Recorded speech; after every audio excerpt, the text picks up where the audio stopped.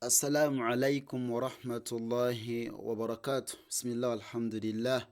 Wassalatu wassalamu ala rasulillahi sallallahu alaihi wasallam. Tukyagenda maaso n'ennyukuta zaffe z'Oluwarabu nga zirina empeerezi eya fatha. Twagala kuyiga kusoma Quran. That is our ambition here. It's our goal. Twagala kuyiga kusoma Quran ey'ekitiibwa. Era nga tandikira gye biva. Bw'obuuka bw'oti togenda biyiga. Tandikira gye bikola ki? Gye biva. Scrolling down.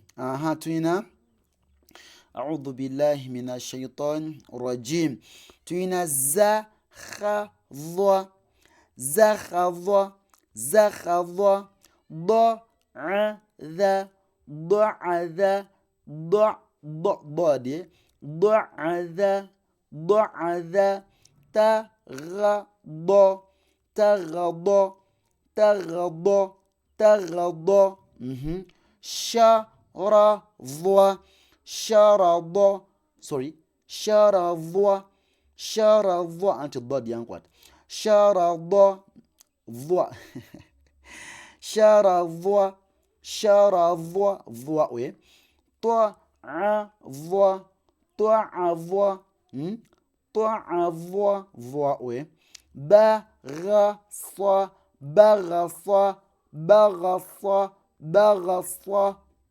Kati wansi bakuwadde from alif mpaka ku ghain, from alif mpaka ku ghain. Njagala onsomeremu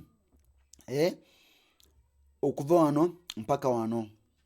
Jangu mu inbox yange 0784 16 5480 0703 574535 nkudiramu 0784 10 6 ne 07 357 45 35. Barakallahu fikum wa jazakumullahu khayran fi dunya والآخر.